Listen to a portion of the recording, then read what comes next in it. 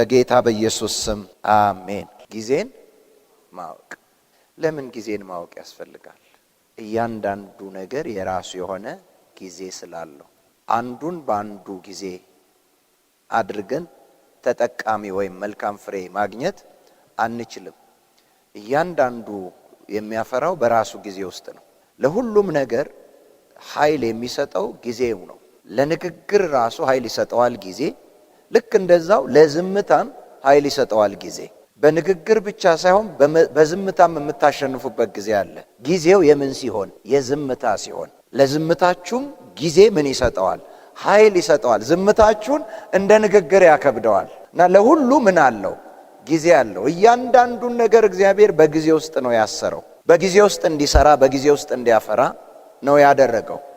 ያለ ጊዜው የሚሆን ነገር በሙሉ ፍሬያማነቱ እርግጠኛ አያደርግም። የአንድን ነገር ዘር ወደ ፍሬ የሚገልጠው ዘር ስለሆነ ብቻ ሳይሆን ጊዜውን ሲያገኝ ነው። የተዘራን የትኛውንም ዘር ለፍሬ የሚያበቃው መዝራቱ ብቻ ሳይሆን በጊዜ ውስጥ መዘራቱ። ስለዚህ ዘር ከጊዜ ጋር ሲገናኝ ፍሬን ይሰጣል።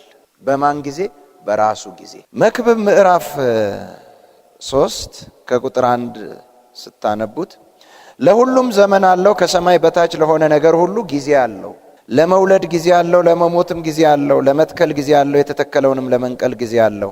ለመግደል ጊዜ አለው፣ ለመፈወስም ጊዜ አለው። ለማፍረስ ጊዜ አለው፣ ለመስራትም ጊዜ አለው።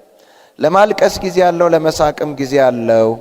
ዋይ ለማለት ጊዜ አለው፣ ለመስፈንም ጊዜ አለው። ድንጋይ ለመጣል ጊዜ አለው፣ ድንጋይንም ለመሰብሰብ ጊዜ አለው። ለመተቃቀፍ ጊዜ አለው፣ ከመተቃቀፍ ለመራቅ ጊዜ አለው። ለመፈለግ ጊዜ አለው፣ ለማጥፋትም ጊዜ አለው። ለመጠበቅ ጊዜ አለው፣ ለመጣልም ጊዜ አለው። ለመቀደድ ጊዜ አለው፣ ለመስፋትም ጊዜ አለው። ዝም ለማለት ጊዜ አለው፣ ለመናገርም ጊዜ አለው። ለመውደድ ጊዜ አለው፣ ለመጥላትም ጊዜ አለው። ለጦርነት ጊዜ አለው፣ ለሰላምም ጊዜ አለው። ለሰራተኛ የድካሙ ትርፍ ምንድነው ይልና ለመሳቅም ጊዜ አለው ይላል። አንዳንድ ጊዜ አንዳንድ ሰዎች ሳቅ ያስደስታል አይደል? ሰው ቢስቅ ሁሉ ነው ደስ የሚላችሁ። ሰው ከሚያለቅስ፣ ሰው ከሚያዝን፣ ሰው ከሚተክዝ ሰው ሁሉ ቢስቅ ደስ አይላችሁ? አንዳንድ ጊዜ ግን የአንዳንድ ሰው ሳቅ ለምን ያናድዳል? አሁን ምን ያስቃል ይሄ ይባላል አይደል? ሳቅ ደስ ይበል አይባልም። ሳቅ እንጂ ሳቅ ነው እኮ የሚያምርብ። እንኳን አላለቀስክ ሳቅ የማይባልበት ጊዜ አለ። አሁን ምን ያስቃል? የሚያስቅ ነው። በዚህ ጊዜ ይሳቃል። ለምንድን ነው እንደዛ የሚያስቅ? ጊዜው ስላልሆነ። ለካ ለሁሉ ነገር ውበት የሚሰጠው ምኑ ነው? ጊዜው ነው። አሜን። ውበት የሚያገኘው በምንድን ነው? በጊዜው ነው። ያለ ጊዜው ሁሉ ነገር ውበት የለውም። እንዲህ ደረደረና ቁጥር 9 ላይ ምን አለ? ለሰራተኛ የድካሙ ትርፍ ምንድነው አለ። እነዛን ሁሉ ከዘረዘረ በኋላ ለሰራተኛ የድካሙ ትርፍ ምንድነው? ጊዜን ማወቁ። ጊዜን ያላወቀ ስራ፣ ጊዜን ያላማከለ ስራ፣ ጊዜን ያልጠበቀ ስራ ትርፍ የለውም፣ ድካም እንጂ። ውጤታማ የሚያደርገው ምኑን መጠበቁ ነው? ጊዜውን መጠበቁ ነው። ብዙ ነገሮች በልባችን ይመጣሉ፣ እናስባለን፣ እናቅዳለን። ይሄንንም ያንንም እናያለን። አማራጮችም ይኖሩናል። አንዳንዴ ልባችን ወደ አንዱ በጣም ያመዝንና እንገባበታለን። እዛ ውስጥ ገብተን ራሳችን ስዕሉን ሰርተን ስንሆነው፣ ስንናገረው፣ ስንኖረው ራሳችንን እናገኛለን። ምቹ ነው። ግን ጊዜውን ካልጠበቀ፣ በጊዜው የራሱ ጊዜ ካልሆነ መግባት እንችላለን፣ ማፍራት ግን አንችልም። መግባት እንችላለን፣ ማረፍ ግን አንችልም። መግባት እንችላለን፣ መደሰት ግን አንችልም። መግባት እንችላለን፣ ከነበርንበት የተሻለ ለውጥ ማምጣት ግን አንችልም። ሁሉን የማድረግ አቅም እንኳን ቢኖረን ለሁሉ ጊዜ ስላለው ጊዜውን ጠብቀን ካላደረግነው ተጠቃሚ አንሆንም። ማድረጋችን ብቻ ሳይሆን ለፍሬ የሚያበቃን የምናደርገው ነገር የራሱ ጊዜ መሆኑን ስናረጋግጥ። እስቲ እናንተ ራሳችሁ እንዲያስቡት። እስቲ እስካሁን ጠዋት ቢሮ ትገባላችሁ፣ 11 ሰዓት ትወጣላችሁ። እንዲህ ነው የተለመደው። ያንን ሰዓት ተኙበትና ማታ ቢሮ ሂዱ። ከ12 ሰዓት በኋላ ሌሊቱን ሙሉ ስሩ። ማን ነው እንደገባችሁ ቢሮስ የሚያውቅ? እንደ ሰራተኛስ ትቆጠራላችሁ? መግባትስ ትችላላችሁ? አንዳንድ ቦታ እንደውም ላይገባም ይችላል። ሰራተኛ ከወጣ በኋላ የማይገባበት አለ አይደል? ግን ግቢ ውስጥ ስራ የላችሁ? ሰራተኞች አይደላችሁ? አዲስ ትሆናላችሁ ያለ ሰዓት ስለሄዳችሁ? የምን ሰዓት አይደለም። እንግዲህ ዕውቅና የሚያሰጣችሁ መሄዳችሁ ብቻ ሳይሆን ምኑን ጠብቃችሁ መሄዳችሁ ነው። ጊዜውን ጠብቃችሁ መሄዳችሁ ነው ዕውቅና የሚያሰጣችሁ። እንደውም እኮ ተጠርጣሪም ያደርጋችኋል። ምሽቷን እንዴ ብትመላለሱ ቀን ድርሽ ባትሉ በስራ ሰዓት፣ ጠዋት ግን ስትሄዱ ለምንድን ነው የመጣው ነው ለስራ። እያንዳንዱ ነገር ትርጉምም የሚሰጠው በምኑ ነው? በጊዜው ነው። ጊዜ ነገሮችን ይተረጉማል። ጊዜ ነገሮችን ያስረዳል። ውበት መስጠት ብቻ አይደለም፣ ፍሬ መስጠት ብቻ አይደለም፣ ክንውንን መስጠት ብቻ አይደለም። ቀን ብዙ ጊዜ መንገድ ላይ የማታዩዋቸውን ልጆች ሁልጊዜ ማታ ብታዩዋቸው ምንድነው የሚመጣላችሁ? ጥርጣሬ ይመጣል። ምኑ ነው እንድትጠረጥሩ ያደረጋችሁ? ጊዜው ነው። ጊዜን ጠብቆ የሚሰራ ሰው ህይወቱ የተጠበቀ ነው። ጊዜን ጠብቆ የሚሰራ ሰው ክብሩ የተጠበቀ ነው። ጊዜን ጠብቆ የሚንቀሳቀስ ሰው ስሙ የተጠበቀ ነው። በሰው ህይወት ውስጥ ጊዜ በጣም ወሳኝ ነው። ለእያንዳንዱ ነገር ጊዜን ማወቅ እጅግ ይጠቅመናል። ከማድረጋችን በፊት ጊዜው ነውን? ከመናገራችን በፊት ጊዜው ነውን? ልንሆን የምንፈልገውን ሁሉ ከመሆናችን በፊት ልንጠይቅ የሚገባን ትልቁ ጥያቄ ጊዜው ነው ወይ? ለምሳሌ ንዕማን ያ ጀነራሉ በለምጽ የተመታው እስራኤል መጣና ተፈወሰ።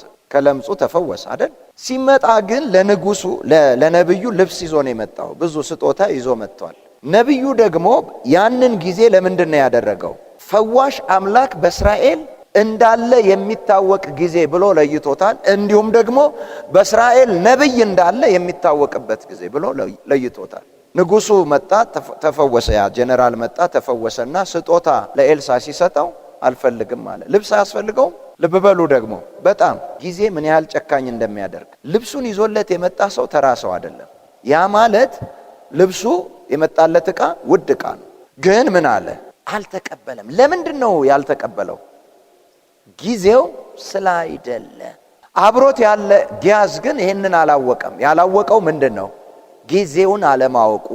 ልክ ከሄደ በኋላ እየሮጠ ተከተለውና ጌታዬ ልኮኝ ነው አለ። እንግዶች መተውብኛልና ለነሱ የሚሆን ላክልኝ። እንዴ ምን ችግር አለ? ድሮስ ያመጣሁት ለእናንተ አይደል? ይሄው እንካ ደስ ያለህን ውሰድ። ሰበሰበና ሄደ። የሆነች ቦታ አስቀመጠና ኤልሳ ጋር መጣ ደብቆ። ከየት መጣህ ሲለው ኧረ እኔ ወዴትም አልሄድኩ። አይ ሄድክ እንጂ ልቤ አብሮህ ሄዶ የለም እንዴ አለውና ይሄንን አሁን ትቀበል ዘንድ ጊዜው ነውን? ምን ያደርግልሃል ልብስ አለው። ለምን ተቀበልክ? ምንድነው ትልቁ ነገር? ጊዜው አሁን አይደለም። በእስራኤል ምድር በነፃ የሚፈውስ አምላክ እንዳለ፣ እንዲሁ የሚፈውስ አምላክ እንዳለ፣ እጅ መንሻ የማይቀበል አምላክ እንዳለ ማሳያ ነበር። እግዚአብሔርን መግለጫ ነበር። ለእግዚአብሔር ክብር ነበር ያ የሆነው። ልብ በሉ አሁን በደንብ ስሙኝ። ጊያዝ ላይ ግንባሩ ላይ ምን ወጣ? በለምጽ ተመታ። በለምጽ ለመመታቱ ትልቁ ምክንያት ምንድን ነው? ልብስ መውሰዱ ነው ወይስ ያለ ጊዜው መውሰዱ ነው? አያችሁ፣ የምናደርገውን ነገር ሁሉ አልኳችሁ በጊዜው ውስጥ ካላደረግነው ተጠቃሚዎች አንሆንም። ካለፈም ጎጂ ነው፣ ተጎጂዎች ነው። ምን ልብሱ አይደለም። አልሰረቀም እኮ ሰውየው፣ አልዘረፈም እኮ ሰውየው። መጥፎም ነገር አይመስልም። ጓግቶ ነው፣ አስፈልጎት ነው። ግን ያለምን አደረገው? ያለ ጊዜው አደረገው። ተጠቃሚ የሚያደርገን የትኛውንም ነገር ስናደርግ የራሱን ጊዜ ስንጠብቅለት ነው። በየትኛውም እንቅስቃሴያችን ውስጥ መንቀሳቀስ ስለቻል፣ ስራ መቀየር ስለቻላችሁ፣ ቤት መቀየር፣ አካባቢ ሰፈር መቀየር ስለቻል፣ የሆኑ ለውጦችን ማድረግ በቀላሉ ስለቻልና ስለተመቻቸ ስለቀናን መሆን የለበትም። ጊዜው ነውን? እኛን ራሱ እግዚአብሔር አንዳንድ ቦታዎች በአንዳንድ ጊዜዎች ሊያየን ይፈልጋል። በጊዜ ውስጥ ሊያየን ይፈልጋል። የሚፈልገን ቦታ አለ። ሁሌ ዝም ብለን የትም መገኘት የለብንም። ለእግዚአብሔር ጊዜም ቦታም በጣም ወሳኝ ነው። ይሄን እንደ ምሳሌ ልንገራችሁ። ሉቃስ 24 ላይ ጌታ ኢየሱስ እንደሞተ ከደቀ መዛሙርቶቹ ሁለቱ ወደ ኤማውስ መንገድ ሲሄዱ በሌላ መልክ ተገለጠላቸውና ጌታ ወሬያቸውን ሁሉ ሰማና የመጨረሻዋ ደረጃ ደርሰው አወቁት። ሲያውቁት ተሰወረባቸው። የተስፋ ቃል ሰጥቷቸዋል። ተስፋ ሰጪውም መጥቷል። ተስፋ ሰጪውና የተስፋ ቃሉ እነሱ ተገናኝተዋል። ግን ያገኛቸው ቦታ ተስፋቸውን አልፈጸመላቸው። ወዴት ሂዱ ነው ያላቸው? ወደ ኢየሩሳሌም። እንደ ተወለጉ ያቃል፣ እንደ ደከሙ ያቃል። ለምን እዛ አላደረገላቸው? የሶስት ቀን መንገድ ሲመጡ የደከሙትን ያህል እንደገና የሶስት ቀን መንገድ ሲሄዱ እንደ ሰው ስታስቡት ይዝላሉ፣ ይወድቃሉ። ይህን ሁሉ አላሰበውም ጌታ። ሳያስብላቸው ቀርቶ አይደለም። መገኘቱ በእርግጥ ህልውናው ሲሰሙት የነበረው ያ ልባቸውን መንፈሳቸውን ያቀጣጥል የነበረው ቃሉ ድምፁ ኃይል ሰጥቷቸዋል። ሲመጡ እየጠወለጉ እንደመጡ አይደለም የተመለሱት። በኃይል በደስታ በዝማሬ ነው የተመለሱት። ግን ወዴት ሂዱ አላቸው። በዛን ጊዜ የት ነው ሊያያቸው የፈለገው? ኢየሩሳሌም። የተናገራቸው የተስፋ ቃል የሚፈጸመው የት ነው? ኢየሩሳሌም። እንዲሁ የትም አይፈጸምም። ጌታ በፈለገን ጊዜ የትም ቦታ ደስ ያለን ጊዜ ደስ ያለን ቦታ እንዲያገኘን አይፈልግም። ተሰሚነት እናጣለን። እስቲ ወደ ኤልሳ ነው ነገሥት ላይ ስታነቡት። ኤልሳ መጣና ክትክታ ስር ከእግዚአብሔር ጋር ተገናኘ። ምንድነው ያለው እግዚአብሔር? በዚህ ምን ትሰራለህ ነው ያለው አይደል? ምን ማለቱ ነው? በዚህ ጊዜ መገኘት ያለብህ እዚህ አይደለም። ምን ትሰራለህ? እኔ ልሞት ነው፣ ብቻዬን ቀርቻለሁ። የፈለገ ምክንያት ቢደረድር ያ ሸሽቶት የተመለሰበትን ቦታ ወደዛው ምንድነው ያለው? በመጣህበት ምን በል። እዛ እኮ መቀመጥ አቅቶኝ ነው፣ ሊገሉኝ እኮ ነው፣ እኔ ብቻ ነኝ የቀረሁት። ደግሞ ለአንተ መቅናቴ ታውቋል። አንተን ስለማይፈልጉ፣ አንተን ስለማያመልኩ፣ ያንተ ተከታይ ያንተ ነብይ መሆኔንም ስለጠሉ ይገሉኛል። ተመለስ። እዛ ነው ላይ የምፈልገው በዚህ ጊዜ፣ እዚህ አይደለም። ስለቻለ ግን መጥቷል። ሰማችሁ ነው። መንገዱን ስለሚያቅ መጥቷል። ቆም ብለን ልናስብ ይገባል። እንዲሁ የምንኖር ከሆነ እንደተሰማን እንደመሰለን እንደፈለግን ከሁኔታዎች ጋር ራሳችንን አጣጥመን አስማምተን ሁኔታዎችን አድምጠን መልሰንላቸው ተነጋግረን እንደፈለገን የምንኖር ከሆነ እግዚአብሔር በእኛ ላይ ዓላማ ስለመኖሩ ምን ማስረጃ አለ? ምንም ማስረጃ የለም። እግዚአብሔር በእኛ ላይ ዓላማ አለው ካልን ልናደርግ የሚፈልገውን ነገር የት መቼ የሚለው ነገር በትክክል መታወቅ መቻል አለበት። ሰው እንኳን አንድ ነገር ካቀደና ካለመ መቼ የት እንደሚያደርገው ሰርቶት ነው፣ አብሮ ነው ያለው። ጊዜ በሰው ሕይወት ውስጥ ወሳኝ ነው። ምን ልትሆኑ ፈለጋችሁ? ምን ልታደርጉ ነው? ስለቻላችሁ እሺ። አንዳንዴ እንደ ቤተሰብም ተማክራችሁ በሐሳብ ስለተግባባችሁ ብቻ ነገሩ ልክ ነው ማለት አይደለም፣ ጊዜው ነው ማለት አይደለም። እግዚአብሔር መሰማት መቻል አለበት። ለሁላችሁ ሴንስ ላይ ሰጣችሁ ይችላል። ዛሬ ለሚነገረው ለሚገባው ሰው ግን እቺ በቃ ምን ላይ እንዳለ ሰው ጌታ ስሙ ይባረክ። ግን ስቲል ምንም ነገር አላደረግንም። ብናቅድም ብናወራም ብንመካከርም ብንነሳሳም ገና ስላላደረግነው እድል አለን። ከጌታ የመስማት እድል አለን። የጊዜውን አቅጣጫ የማወቅ የጊዜውን ድምጽ የማወቅ ምን ማድረግ እንዳለብን የማወቅ ምን አለን? እድል አለን። ለሰራተኛ የድካሙ ትርፍ ምንድነው? ብዙ ነገር ልታቅዱና ልትሰሩ ትችላላችሁ። አቅዳችሁ መስራታችሁ ብቻ ለፍሬ አያበቃችሁ። እቅዱም ድርጊቱም ምንን ሲያማክል ነው? ጊዜን ሲያማክል ብቻ ነው። እያንዳንዱን ነገር እግዚአብሔር በጊዜ ውስጥ ስላሰረው ሁሉም መልስ የሚሰጠው ለምታደርጉት ብቻ ሳይሆን ለምን ጭምር ነው? ለጊዜው ነው መልስ የሚሰጠው ሁሉ ነገር። አንድ ገበሬ መዝራት በሌለበት ጊዜ ቢዘራ መሬቷ ፍሬ ትሰጠዋለች? እንግዲህ መሬት መልስ የምትሰጠው ለምንድን ነው ማለት ነው? ለጊዜ ነው። ጥቂትም ይሁን ብዙ የከበረ ውድ ነገራችሁን ያለ ጊዜው ምንም ላይ ኢንቨስት አታድርጉ። ይዛችሁ ተቀመጡ ምሪት እስክታገኙ ድረስ። ሁለተኛ ቆሮንቶስ ምዕራፍ 9ን እስቲ እናውጣ ቁጥር 10 ለዘሪ ዘርን ለመብላትም እንጀራን በብዙ የሚሰጥ እርሱም የምትዘሩትን ዘር ይሰጣችኋል ያበረክትላችሁማል የጽድቃችሁንም ፍሬ ያሳድጋል አለ። እግዚአብሔር ይሰጣል ለዘሪ ምን ዘርን፣ ለበላተኛ ለሚበላ ምንን እንጀራን ይሰጣል። በደንብ ስሙ። ለምን ለዘሪ እንጀራን አይሰጥምና ለበላተኛ ዘርን ለምን አይሰጥም የሚለው ምንድነው? ለዘሪ ዘርን ለመብላትም እንጀራን በብዙ ይሰጣል። በብዙ ነው የሚሰጠው። እግዚአብሔር ደግ ነው፣ ቸር ነው። ግን ለዘሪ ምንድነው የሚሰጠው? ዘርን። ለሚበላም ደግሞ ምንን? እንጀራን። ለምን ለሚበላ ዘርን አይሰጠውም? ወይም ደግሞ እንጀራን ለሚዘራ ለምን አይሰጥም? ዘሪ ነው በላተኛ ፊውቸር ያለው ዘሪ ነው አይደል? በላተኛ ሰርቫይቫል ነው፣ ለመኖር ነው። ያቺ ሴት መበለቲቱ ምንድነው ያለችው? እኔና ልጄ ዛሬ በልተን ነገ ምን ልንሞት። በቃ ለዛ ሰርቫይቫል ነው። በቃ እንጀራው ያለውን ያህል ነው የሚበላውን፣ ያለውን ያህል ነው የሚቆየው። ዘሪ ግን ፊውቸር አለው። የመዝራት አቅም ላለው እንጀራን ቢሰጠው ፊውቸሩን ራሱ ምን አደረገበት? አበላሸበት። እግዚአብሔር ለማ ምን እንደሚሰጥ ያውቃል። ለማ ምን እንደሚሰጥ ያውቃል። ዘር በተአምር አይበላም። ገጠር አይታችሁ ከሆነ ወይም ሰምታችሁ ከሆነ ሄዳችሁ እድሉንም አግኝታችሁ ከሆነ በቆሎም ምንም ነገር ይኑራቸው ዘሯን ያስሯትና ላይ ይሰቅሏታል። መቼውም አትበላም። እንዳላቸው አይቆጥሩም። ዘር እዛ ላይ ሰቅለው እነሱ ሊራቡ ሁሉ ይችላሉ። የፈለገ ይሞታሉ እንጂ ዘራቸውን አይበሉም። ዘራቸው ምናቸው ስለሆነ ፊውቸራቸው ነው። ህይወታቸውን የሚያስቀጥል ነገር ያለው ምናቸው ላይ ነው? ዘር ውስጥ ነው ያለው። ግን ለምንድነው የማይዘሩት? ለምን አስቀመጡት?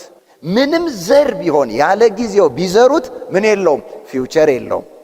ፊውቸርም የሚኖረው ፊውቸሪቲን የሚያገኘው በምንድን ነው? በጊዜ ነው። አንዳንድ ሰው ጊዜን አያውቅም። እጁ ላይ ስለገባው ነገር ዘር ይሁን የሚበላ ይሁን አያውቀውም። አንዳንዱ ዘሩን ይበላና ፊውቸሩን ምን ይላል? ያበላሻል። እስቲ ዘር አይበላም በሉ። ዘፍጥረት 26 ላይ ስትመጡ ከአብርሃም ዘመን ይልቅ ከቁጥር 1 ጀምራችሁ በይስሐቅ ዘመን አልፎ አልፎ ምን ሆነ? ረሃብ ሆነ፣ ጸና። አብርሃም ወደ ግብፅ እንደሄደ ይስሐቅም መሄድ ፈለገ። እግዚአብሔር መጣና ምን አለው? እንዳትሄድ አለው። ምን ስላየ? ዘር ምንም ቢርበው ዘሩን ምን ብሏል? አስቀምጧል። ዘር አይበላም። እስቲ ዘር አይበላም በሉ። ድገሙ ባካችሁ። ሊሄድ እኮ ነው። በቃ ገበሬ ዘሩን ከበላ ከዛች ሀገር የሚወጣበት ቀን ደርሷል። ተመልሶ አይመጣም ከበላ። ምን የለውምና ፊውቸር የለውም፣ ዘር የለውም። ዝም ብሎ ያችን ዘር አስቀምጦ ግን ተስፋ አድርጎ ይጠባበቃል። እና ይስሐቅን አትሄድ ሲለው ረሃብ ነው። ሊያስኬደው የነበረው ምንድነው? ረሃብ ነው። ረሃቡ ጸንቶበት ነው ከምሞት ብሎ የሄደው። ግን ምን አለው? ዘር አለው። በረሃብ ውስጥ ሰውየው ፊውቸር አለው ማለት ነው። ምኑ ነው ፊውቸሩ? ዘር ነው። ተስፋ አለው ማለት ነው። ተስፋው ምንድነው? ዘሩ ነው። እግዚአብሔር እዛው ተቀመጥ ካለው በኋላ ይስሐቅም ምን አለ ነው የሚለው? ዘርን ዘራ ነበረው ማለት ነው። ስለ ራበው ግን ምን አላለም? አልበላም። አንዳንድ ሰዎች አላችሁ ለምንም ነገር ዘራችሁን የምትጠቀሙ የምትበሉ፣ ዘር አይበላም። የሚገርመው ግን የዘር ፍሬም አንድ ቀን ምን ይላል? ይበላል። ልዩነቱ የምንድን ነው? የጊዜ ነው።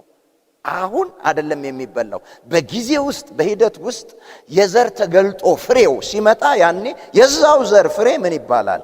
ይበላል። ዘሩን ከበላችሁ ፍሬውን ታጡታላችሁ። ምክንያቱም ፍሬ የምን ተገልጦ ነው? የዘር ተገልጦ በዘር ውስጥ የሚወጣ ነው ፍሬ። ምንም ረሃብ ቢሆን ይስሐቅ ምኑን አልበላም? ዘሩን ቋጥሮ ነው የሚራበው። ፊውቸሩን ከሚያሳልፍ ከሚያበላሽ ከሚያናጋ ዛሬ ዋጋ መክፈልን መረጠ። ምን ላለመብላት? ዘር ላለመብላት። ዛሬ ከገጠመው ችግር ይልቅ የቱ ትልቅ ነው? ዘሩ ትልቅ ነው። ያው ረሃብን ፈርቶ ሊሄድ የነበረው ሰው ነገ ላይ ስንት እጥፍ አፈራ ይላል? 100 እጥፍ አፈራ ይላል። ምኑን ስለጠበቀ? በልቶትስ ቢሆን ኖሮ ምን ያገኝ ነበር? ምንም አያገኝም ነበር። እንደው በእውነት እጃችሁ ላይ አሁን ያለ እጃችሁ ላይ የገባ ዘር ይሁን የሚበላ ይሁን አውቃችኋል? አንዳንድ ሰው እኔ ለአንድ ሰው አወራለሁ ዛሬ እንዳልኳችሁ፣ ሌላው ይማርበታል። ለአንድ ሰው ግን እጃችሁ ላይ የገባ ዘር ይሁን እንጀራ የሚበላ ይሁን አውቃችኋል? ለይታችኋል?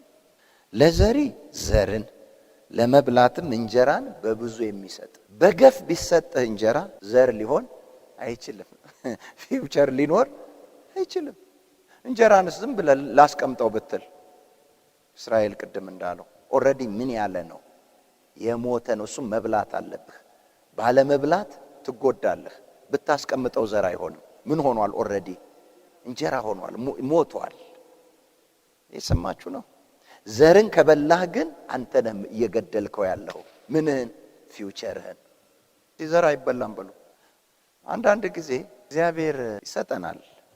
መቼም ያው ሁሉም ነገር ከምድር ነው፣ ከሰማይ የሚወርድ ነገር የለም። ስጦታው ሁሉ ያለው የት ነው? ምድር ነው። እግዚአብሔር አንዱን ያስነሳል፣ አንዱን ይልካል፣ አንዱን ያዘጋጃል፣ አንዱን በዚህም በዛም በስራችሁ በምናችሁ ውስጥም እጃችሁ ላይ ይገባል። ግን ያ የገባ ነገር እምትበሉት ይሁን እምትዘሩት ታውቃላችሁ ሆይ? እምትዘሩትን ለነገ እምትዘሩትን ዛሬ በልታችሁ ነገ ላይ ብታጡ ተጠያቂ እግዚአብሔር ነው? ማን ነው ተጠያቂ? ራሳችሁ ናችሁ። ለምን? ምናችሁን ነው የበላችሁት? ዘራችሁን ነው ማለት ፊውቸራችሁን ምን አደረጋችሁ? አበላሻችሁት። ሁሉንም እግዚአብሔር በምን ውስጥ አስቀምጦታል? በጊዜ ውስጥ። ዘሩ መልስ የሚሰጣችሁ መቼ ነው? የሚጠቅማችሁ መቼ ነው? በጊዜ ውስጥ። መቼ? ነገ። ዘር እኮ ይዞ ዛሬ ይስሐቅ እየተራበ ነው። ዘሩ እንጀራ ቢሆን ኖሮ አይራብም ነበር። አየ ዘሩ መልስ የሚሰጠው በምን ውስጥ ነው? የሚጠቅመው በምን ውስጥ ነው? በጊዜ ውስጥ ነው። የጊዜን ታላቅነት ታዩታላችሁ ሁሉም ውስጥ። አንዳንድ ጊዜ እንደ ሰው በሰዓቱ ምግብ አለመብላታችን 6 ሰዓት የምትበሉትን 9 ሰዓት በልታችሁ ሁሌ የምትበሉትን አይነት ሳይቀየር ሊያማችሁ ይችላል። ምግቡ ተበላሽቶ ነው። ጨጓራችሁ፣ ውስጣችሁ፣ ሰውነታችሁ፣ ሲስተማችሁ የሚፈልግበትን ጊዜ ምን አላችሁ? አዛብታችሁበታል። አሁን ታመማችሁ። ችግሩ ምግቡ ጋር ነው እናንተ ጋር ነው? የእናንተ ምን? ጊዜን አለማወቅ። ሁሉ ቦታ የማይገባበት ቦታ የለም ጊዜ። ጊዜን ማወቅ ተጠቃሚ፣ ጊዜን ማወቅ አትራፊ፣ ጊዜን ማወቅ ስኬታማ፣ ጊዜን ማወቅ ያረፈ ሰው ያደርጋል። ምክንያቱም ለእያንዳንዱ ጉልበት አቅም የሚሰጠው ምንድነው ብለናል? ጊዜው። ቆይ ምን ማለት ነው? ወዴትም እንዳትሄዱ አንድ ተረት አለ። ምን የሰጠው ጊዜ ይባላል? ጊዜ የሰጠው ምን ይሰብራል?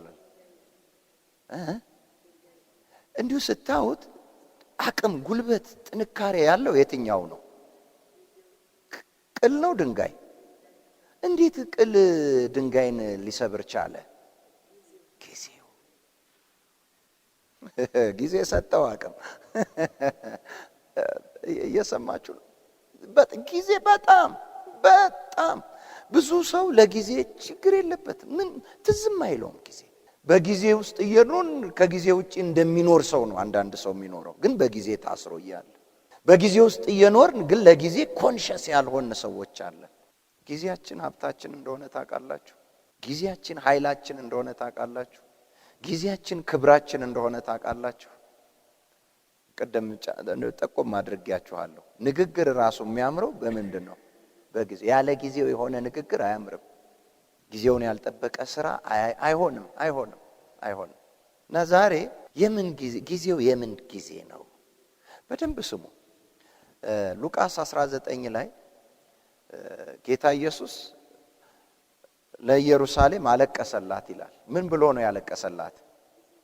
የመጎብኛ ጊዜሽን አላወቅሽም፣ አሁን ካይንሽ ተሰውሯል ብሎ አለቀሰላት። ምንዋን አለማወቋ።